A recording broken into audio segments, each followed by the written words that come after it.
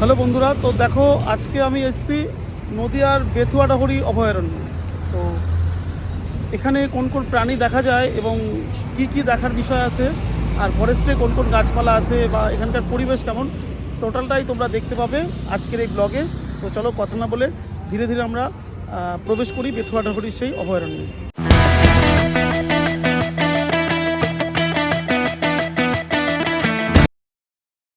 এটি হলো বেথুয়াডাহরি অভয়ারণ্যের টিকিট কেন্দ্র। আগে এখানে ১০০ টাকা টিকিট লাগতো, কিন্তু বর্তমানে কোনো টিকিট লাগে না।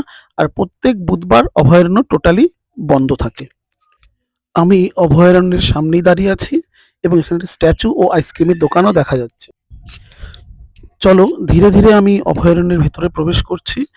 প্রবেশ পথেই দেখতে পেলাম নেশাগ্রস্ত দর্শনার্থীদের কোনোভাবে অভয়ারণ্যে প্রবেশ করতে দেওয়া হবে না। এখানে সেটা সুন্দরভাবে লেখা আছে, ধূমপানও টোটালি কিন্তু বন্ধ থাকবে এই অভয়ারণ্যে। টিকিট কাউন্টার সকাল ১০টা থেকে বিকাল ৩টা পর্যন্ত খোলা থাকবে। ৩টার মধ্যে অভয়ারণ্যের বাইরে চলে আসতে হবে। আর আমি ধীরে ধীরে অভয়ারণ্যের গেট খুলে ভেতরে প্রবেশ করার চেষ্টা করছি। আর দেখো, প্রবেশ করেই ব্যাঙ মশাইকে দেখতে পেলাম। তারপর অভয়ারণ্যের মূল যে গেট সেটা দিয়ে প্রবেশ করে আমি সামনে দেখতে পাচ্ছি রাস্তা রয়েছে, সেখানে আমি ধীরে ধীরে অভয়ারণ্যের ভেতরে প্রবেশ করার চেষ্টা করব। আর এই অভয়ারণ্যের চারপাশের লোকেশনটা একবার দেখে নাও। এখানে বন্যপ্রাণীকে বিরক্ত করা যাবে না। আর দেখো, বর্তমানে অভয়ারণ্যে তোমাকে গাইড নিয়ে ঘুরতে হবে, ওরা গাইড দিয়ে দেবে। এই হচ্ছে আমাদের গাইড মশাই। তো আমি এনার সঙ্গে সঙ্গে ধীরে ধীরে যাচ্ছি। আর দলে ঘুরতে হবে, এই আমাদের দলে এই ভদ্রমহিলারা এবং এই কাকুরাও ছিলেন, তো তাদের সঙ্গে হাঁটছি। এই দেখো, সুন্দর করে হেঁটে যাচ্ছি আমরা।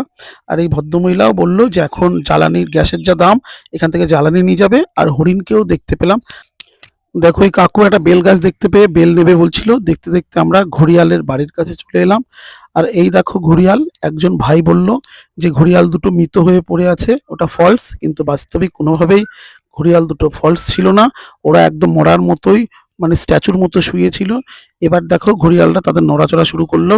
তো ভাইয়ের কথাটা ভুল প্রমাণিত হলো। সে ভাইটা বলছিল দাদা ঘড়িয়াল দুটো মৃত, কিন্তু আমি ক্যামেরা দিয়ে প্রথমে মৃত বলে মনে হলেও বাস্তবিক কিন্তু ঘড়িয়াল দুটো মৃত নয়, তারা খেলছে। আর এই দেখো, এ নেমে যাওয়ার চেষ্টা করছে জলের মধ্যে। দেখো, জলে নেমেও গেছে ঘড়িয়াল। চলো এবার আমরা ঘড়িয়ালদের বাড়ি ছেড়ে সামনের দিকে হাঁটতে শুরু করেছি।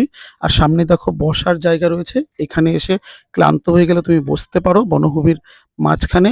আর এখানেও দেখো ডাস্টবিন রয়েছে হাঁ করে। তো আর এই যে বনভূমির সৌন্দর্য, এইখানে এসে ফিল করতে পারলাম। বড় একটা গাছ, যে গাছটা খুব ছায়া প্রদান করছিল আর খুব সুন্দর লাগছিল গাছটাকে। দেখো, আমরা হেঁটেই চলেছি, আমাদের সাথে যারা ছিলেন আমাদের গ্রুপে তারাও ক্রমশ হাঁটছে। আর এই বনভূমির ভেতরে এইরকম ছোট ছোট গাছ দেখতে পেলাম, যেগুলো মন আর প্রাণকে টোটাল সুশীতল করে দিয়েছিল। আর এই গাছপালা দেখতে দেখতেই হাঁটতে হাঁটতে চলেছি আমরা সব লোকজন। তবে এখন তোমাকে গাইড নিয়ে হাঁটতে হবে, একা হাঁটার কিন্তু উপায় নেই। আর পুরো বনভূমি তুমি ঘুরতেও পারবে না।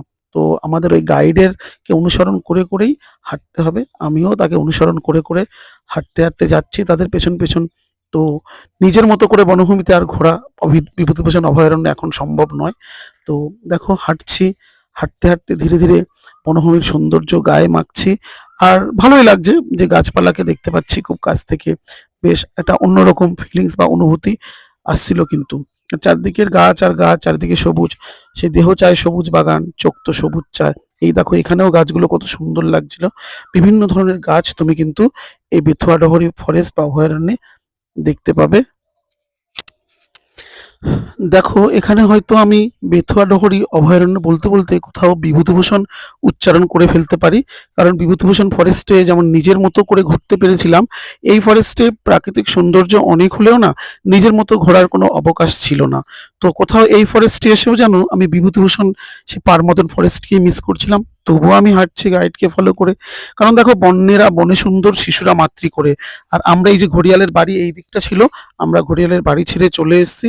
এবার হেঁটেই চলেছি হেঁটেই চলেছি। এখানে দেখো, এসে বিভিন্ন অনেক বসার জায়গা দেখতে পাচ্ছি। যারাই বনভূমিতে এসছে তারা রেস্ট নিচ্ছে এখানে ক্লান্ত হয়ে যাবার পর। তো এখানে একটা বসার জায়গা রয়েছে। দেখো, গাছটা পুরো কাটা রয়েছে, দেখতেই পাচ্ছ। চলো এবার দেখতে দেখতে পাখিদের কাছে চলে এসেছি, যেখানে বিভিন্ন ধরনের পাখির সংগ্রহ রয়েছে এখানে। তো দেখো, এসেই আমি ম্যাকাও পাখিদের দেখতে পেলাম। আর ম্যাকাও পাখিদের পাশেই রয়েছে সেই ময়ূর, যে খুঁটে খুঁটে খাবার খাচ্ছে। এই যে ম্যাকাওদের দেখতে পাচ্ছ, দুটো ম্যাকাওকে দেখতে পেলাম। আর নিচেই আরো ময়ূরের বাসা রয়েছে পরপর। এই যে ম্যাকাও, দেখতেই পেলে সবুজ কালারের ম্যাকাওটা, অনেকটা সবুজ কালারের মতোই লাগছে এদের। বেশ সুন্দর লাগছিল ম্যাকাও পাখিদের দেখে, খুবই ভালো লাগলো পাখিদের দেখে, কারণ আমি পাখি প্রেমী বলতে পারো। আর দেখো, খাঁচা দিয়ে পুরো ঘেরা রয়েছে এই ম্যাকাও পাখিদের, পুরো খাঁচা ঘেরা বন্দি করে রাখা হয়েছে। অর্থাৎ পাখিদের স্বাধীনতাও নেই বনভূমিতে, বুঝতেই পারছো, তাদেরও খাঁচাবন্দি বা জালবন্দি করে রাখা হয়েছে এই মানে বেথুয়াডহরি অভয়ারণ্যেতে।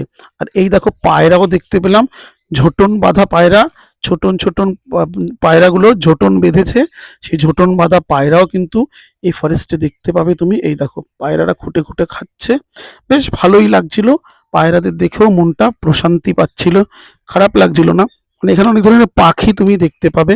আর সবচেয়ে যেটা তোমাকে আকর্ষণ করবে সেটা হচ্ছে এখানকার ময়ূর। সত্যি কথায়, এক কথায় এই ফরেস্টে ময়ূর কিন্তু খুব সুন্দরভাবে নিজেকে সাজিয়ে নিয়েছে।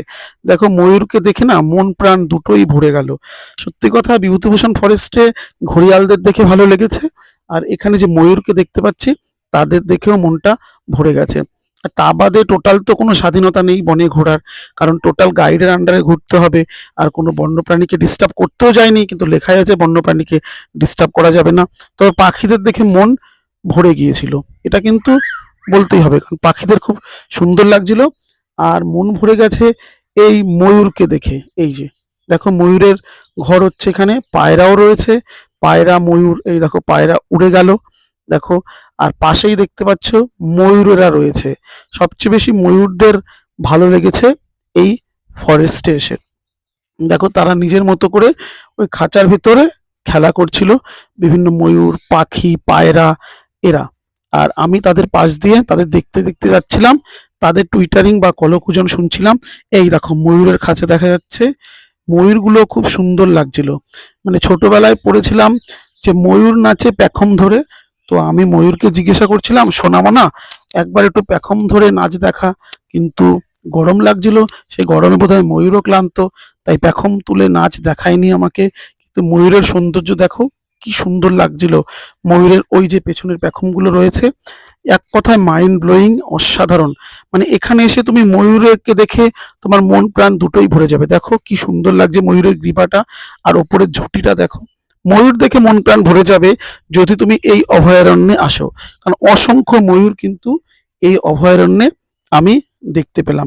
আর অনেকক্ষণ ছিলাম এই ময়ূরের বাড়ির দিকে। বাস্তবিক এখন কি বলতো, ময়ূর ছাড়া ওখানে সেভাবে দেখার মতো কিছুই নেই, ময়ূর আর ঘড়িয়াল। এই দেখো ময়ূরকে এক কথায় কি সুন্দর লাগছিল, খুব সুন্দর লাগছিল ময়ূরকে। আমি ওকে বারবার বলছিলাম যে একটু পেখম তুলে নাচ দেখা শোনা, কিন্তু সে তো পেখম তুলছিল না। আর ময়ূরের পেছনের লেজগুলো দেখো, পুচ্ছগুলো কি অসাধারণ, আর কি সুন্দর লাগছিল ময়ূরটাকে। তো আমি যেন কোথাও ময়ূরের প্রেমেই পড়ে গেছিলাম। তো দেখো কি সুন্দর লাগছে ময়ূরটাকে, দূর থেকে দেখে মনে হচ্ছিল ময়ূরটাকে যদি একবার ছুঁতে পারতাম, মানে টাচ করতে পারতাম তার ডানাগুলো, তাহলে মন প্রাণ বোধহয় আরো সার্থক হয়ে যেত। কি সুন্দর লাগছিল ময়ূরটাকে। তো পেখম তুলে নাচ দেখায়নি, কিন্তু আমার সামনে মানে পেখমটা ইসে করে লম্বা করে সে দাঁড়িয়েছিল। আর তোমরা যদি এই বেথুয়াডহরি অভয়ারণ্যে আসো, এখন তো তোমাকে গাইড নিয়ে ঘুরতে হবে, আর শুধু ময়ূরগুলোকেই তুমি ভালো মতো দেখতে পাবে। আর ঘড়িয়ালকে যদি ইচ্ছা কপাল থাকে তাহলে ঘড়িয়াল দেখতে পাবে। আমি কিন্তু এখানে এসে অনেক ময়ূরদের দেখতে পেয়েছি, তাতে আমার কিন্তু খুবই ভালো লেগেছে ময়ূরদের দেখে। ময়ূরগুলো ওই মানে ওখান থেকে গ্রিন ঘাসের, সবুজ ঘাসের থেকে কি যেন খুঁটে খুঁটে খাচ্ছিল। কিছু কিছু ময়ূরের ডানা বড় ছিল, আবার কয়েকটা ময়ূরের ডানাও ছিল না। এই দেখো ময়ূর নিজের মতো করে অঙ্গভঙ্গি বা ব্যায়াম করার চেষ্টা করছিল। বেশ ভালোই লাগছিল ময়ূরদের দেখে, মনটাও ভালো লাগছিল। কিন্তু কি বলতো, ময়ূর ছাড়া আর পাখি ছাড়া সেভাবে এই বিভূতিভূষণ আর ঘড়িয়াল ছাড়া কিছুই আমি এই কি বলে বেথুয়া ডহরি অভয়ারণ্যে দেখতে পাইনি। আর নিজের মতো করে পুরো অভয়ারণ্যটা ঘুরবো সেই স্বাধীনতাও তো এখানে নেই। তো যাই হোক, আমি বারবার এই ময়ূরটাকেই ওয়াচ করছিলাম, দেখছিলাম, বেশ ভালো লাগছিল ময়ূরকে। তো এখন আমার বোধহয় ধীরে ধীরে যাওয়ার সময় হয়ে গেছে, কারণ এইটুকু সময় তুমি ঘুরতে পারবে, তোমাকে শুধু দেখাবে ওই ঘড়িয়ালদের বাড়ি, মানে ঘড়িয়ালদের দেখাবে। আর এখানে পাখিদের যে সংগ্রহালয় আছে, পায়রা, ম্যাকাও, ময়ূর, টিয়া, এদেরও তুমি দেখতে পাবে। তা বাদে কিন্তু বেথুয়া ডহরে অভয়ারণ্যে সেভাবে কিছু এখন বর্তমানে দেখার নেই। আর একটা বিষয় দুঃখ লাগছিল যে এখানে একটা মিউজিয়াম ছিল, সেই মিউজিয়ামটা আমাদের এখন ঢুকতে দেওয়া হয়নি। বলেছে নাকি মিউজিয়ামটায় কাজ চলছে, সেটা পরে দেখতে হবে। কি বলতো, বেথুয়া ডহরি অভয়ারণ্যে টিকিট টাকা রাখুক, কিন্তু সবটা দেখতে পারলে, নিজের মতো একটু ঘুরতে পারলে বোধহয় বনভূমির স্বাদ গায়ে মাখা যায়। দেখো এনারাও বেরিয়ে যাচ্ছে, আমাকেও বেরিয়ে যেতে হবে। মিউজিয়ামে তো প্রবেশ করতে পারিনি, এই জন্য মনটা খুবই খারাপ লাগছিল। তো চারপাশে দেখো বিভিন্ন ধরনের ঘর রয়েছে, যারা এই বনভূমিতে বিভিন্ন ধরনের কাজ করে তাদের জন্য সুন্দর এই গেট দেওয়া বাড়িটাও দেখতে পেলাম। এটা অফিস, যারা বনভূমিতে পাহারা দেয় তাদের হয়তো কারো কারো অফিসারদের বাড়ি হতে পারে এটা। তো টোটাল কি বলতো, বর্তমানে বেথুয়া ডহরি অভয়ারণ্যতে গিয়ে না আমার মন সেবা ভালো লাগেনি। আর এখানে ডানাওয়ালা পাখি রয়েছে, এখানে say I love Bethua Dahari অভয়ারণ্য, তো ছবিও তুমি তুলতে পারো। আমিও ছবি তোলার চেষ্টা করেছিলাম, কিন্তু টোটাল ওভারঅল বেথুয়া ডহরি অভয়ারণ্যের বর্তমানের পরিস্থিতি না আমার একটু ভালো লাগেনি। তো যাই হোক, তোমরা কিভাবে বেথুয়া ডহরি আসবে সেটাও তোমাদের বলে দিই। তোমরা শিয়ালদা থেকে আহ, লালগোলা লোকাল ধরে বেথুয়া ডহরি নামো, সেখান থেকে টোটোতে 10 টাকা ভাড়া নেবে, ইজিলি তুমি বেথুয়া ডহরি অভয়ারণ্যে প্রবেশ করতে পারবে। আর আগে হয়তো বেথুয়া ডহরি খুবই ভালো লাগতো, আমারও মোটামুটি ভালো লেগেছে, প্রকৃতির কাছাকাছি গেছি, ভালো লেগেছে। কিন্তু কি বলতো, বেথুয়া ডহরির এই ব্লগ করতে গিয়ে না নিজের মতো কোথাও কিছু করতে পারিনি, সব ওই গাইডদের আন্ডারেই করা, মানে তাদের মতো করে একটুখানি ঘুরিয়ে আবার চলে আসতে হলো, সেভাবে কিছুই করা হয়নি। তো যতটা পেরেছি বেথুয়া ডহরিকে দেখানোর চেষ্টা করেছি। তোমরা যারা ব্লগটা দেখবে, যদি ভালো লাগে অবশ্যই লাইক কমেন্ট শেয়ার করো, সাবস্ক্রাইব করে পাশে থেকো নতুন নতুন ব্লগ দেখার জন্য।